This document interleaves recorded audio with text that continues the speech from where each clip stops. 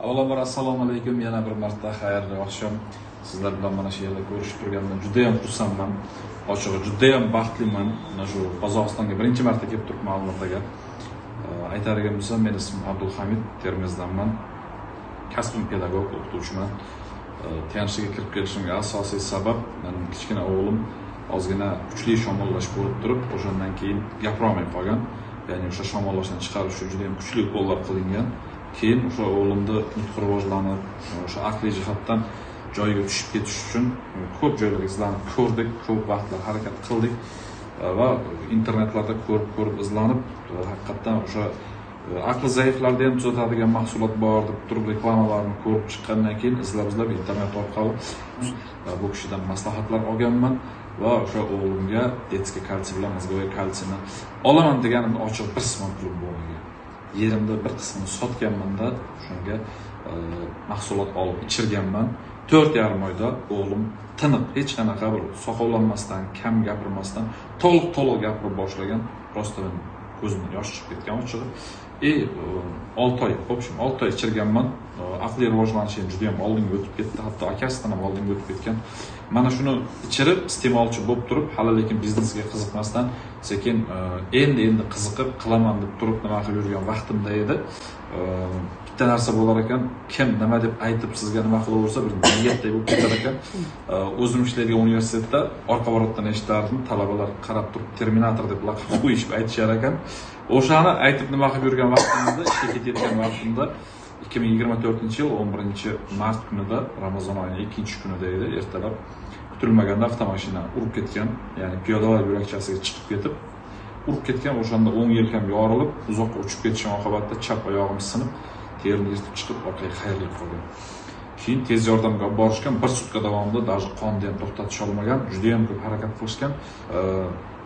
O'shanda operatsiya qilishgandan keyin vrachlar aytishdiki, endi siz o'qituvchisiz, o'zingizni yaxshi his qilib, yaxshi kayfiyatda bo'lishingiz kerak, o'zingiz davay deysiz, lekin oyoqqa turib ketish ehtimolingiz 0 dan 10% gacha bor yo'q. U deyarli imkonsiz degan narsani aytishgan, lekin ruhan tushkunlikka tushmaganman. Mana shunaqa holat nima qilish kerak? Keyin aytganki, u bunaqa hech narsa emas, bundan og'ir holatlarda ham mahsulot bilan insonlar tuzalib ketgan va qaytadan o'zimga mahsulot olib, boshida 10 kun davomida, bir sutka davomida har 4 soatdan 6 mahal mahsulot iste'mol qilganman. Keyin har 3 soatdan bir sutkada 8 mahal mahsulot iste'mol qilganman. Mahsulotlarni yana ham hamma turdan olib turib, ko'proq miqdorda ham iste'mol qilib ko'rganman. Masalan, kuniga 10 ta sinf yozgan bo'lsam, bir ichganda 60 talab ichib ko'rganman. Xitazanlarni ham, kardisepsni ham ichib ko'rganman. O'shalarni ayniqsa kalsiylarni mana o'qiganman, giperkalsemiya bo'lishi mumkin. Hech qanaqa giperkalsemiya bo'lmaydi.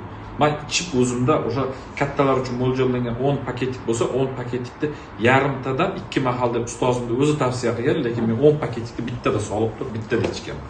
Ertalab, kechqurun yana 10 paketik ichganman. Hech qanaqa giperkalsemiya bo'lmagan.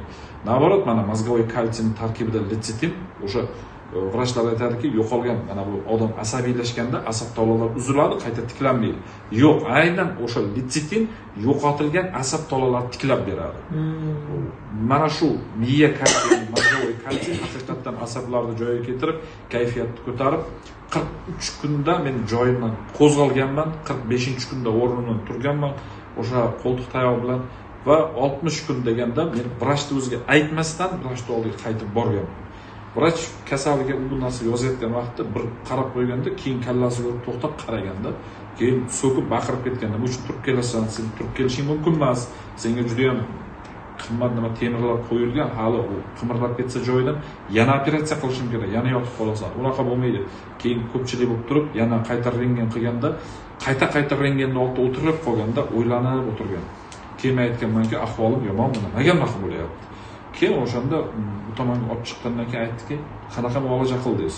Keyin vrachga aytdim, "Sen nimani yozgan bo'lsang, o'shani iste'mol qildim." "Yo'q, men aytgan narsa iste'mol qilganingizda, bu hozir men o'zim operatsiya qilgandan keyin kuzatyapman, 1,5 yil kamida, 1,5 yildan keyin suyak mana shunaqa o'sish kerak edi. Bu 2 oy plus minus 2 oyda ichida suyak mana shu darajada birikkan. Ya'ni ham tekis birikyapti, bo'rtmalar yo'q. Mana chok tushganday nimalar yo'q. Tekis ketyapti. Men to'g'risini aytsam hayron qolyapman. agar boshqa vrach yuborganda mana shu kasalim deb men ishonmasdim. O'zimni kasalim bo'lganligi uchun men hayron qolyapman degan. O'sha vaqtlarda men yotgan vaqtimda Maloh topani taklif qilib yotganman, ochig'ini aytaman. Lekin Maloh topa kelish xayoliga ham kelmagan, yo'q deb. Keyin o'sha 60 kundan keyin sekingina vrachni o'zi bilan gaplashib turib, yana 5 kundan keyin men o'zimning ish faoliyatimga qaytganman universitetga. Universitetdagilar ham ko'rib ochiq hayron qolishgan. Men yana bir marta rahmat qilaman ustozimga. O'sha jarayondan keyin ko'rishdagi vrachlar baribir yo'q. Keyin tushundimki, mozgovoy kalsiyni ko'proq ichish kerak. Mozgovoy kalsiyni men 2 ta 3 tadan emas 10 talab, 20 talab ichdimda va Qirg'izistonga borishga 2 kun qolganda bittalik tayoqqa o'tdimda, sekinlik bilan Qirg'izistonga Issiqko'lga bordim. Chegaradan o'tib ham Issiqko'lga borgan vaqtda men o'sha vaqtda avtobusda birga edik ko'pchilik bilan, lekin erkak kishini bilasizmi, bitta narsa bo'lar ekanda, yillar davomidagi orzusi ushalsa ko'ziga yosh kelar ekan. U yosh ming yillar tubidan keladi-da, men ko'zimga yosh kelgan. O'shanda aytganman, Issiqko'l mening ikkinchi vatanim bo'ldi degan. Bu shunchaki nima deydi? Shunchaki gap emas-da bu. Yurakdan-da, yana ham ustozim borib qaytib motivatsiya berib, yana ham yaxshi niyatlar, men sizga ishonaman, qila olasiz deb turib, qayta aytaverganda, qayta aytavergan, harakat qilib shu joyga borganmiz, Issiqko'lda mazza qilib dam olganmiz, mazza qilib juda ham mana yangi hamkorlar bilan tanishganmiz, vodiyliklar bilan. Nihoyatda zo'r motivatsiya bilan kelganman. Kelgandan sraz keyin o'sha meni joyi kelsa eshitishni xohlamagan odamlarga hamda rasm, videolarni ko'rsatib, mana men erishdim, sen ham erisha olasan, davay deganimdan keyin ko'pchilik ko'rib turib, u narsani ko'rib turib, meni umuman odam o'rnida ko'rmaydiganlar ham kelganda, to'xta sen, men shu joydan gapir, sen nima qilib yuribsan? O'zing oyog'ing yura olmaydigan edi-ku, nima bo'ldi? Keyin qiziqib turib, ko'p qarindoshlarim, shogirdlarim ko'pchilik kelib turib hamkor bo'lishdi. Xudoga shukr, mana o'sha vaqtda men Qirg'izistondan borganimdan keyin, boya aytgandek, Maloh topa hamkor bo'lib ketdi. Undan keyin hamkorlarimiz yana ham ko'paydi, ishlashda davom etdik. Universitetda ko'p talabalar, shogirdlar ko'rib qiziqib kelib, studentlar hamkor bo'lishdi.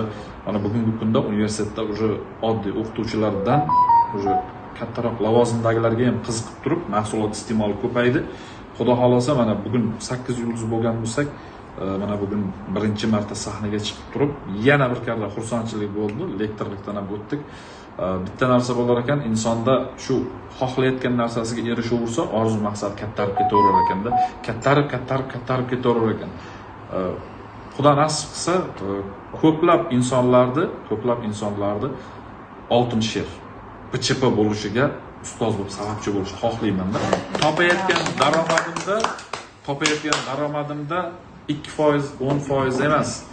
Topayotgan daromadimda mana bo'ladi, bor bilamanda, juda ham muhtoj bo'lib turgan insonlarni o'ziga bildirmasdan qarzlarini to'lab ketishdi. O'shalarni bir muhtoj bo'lib turgan xonadonlarga eshigiga bozor uylarini qilib tarqatib ketishdi.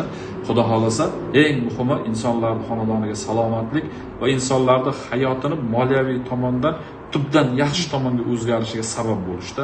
Tianshidagi joyimni zo'r ishlab borib, meros qilib qoldirsam ham, ularni Xudo xolasa faoliyatdan birni yetib ortadi. Demoqchi bo'lganim, Tianshidan faqat O'zbekiston, Qozon, Qirg'iziston emas, butun dunyo bo'yicha komanda qilishdi. Butun dunyo bo'yicha o'sha dunyo bo'ylab oltin sherlarni chiqarish. Xudo xolasa, yaxshi bir insonlarning xonadoniga yaxshiliklar olib kelish.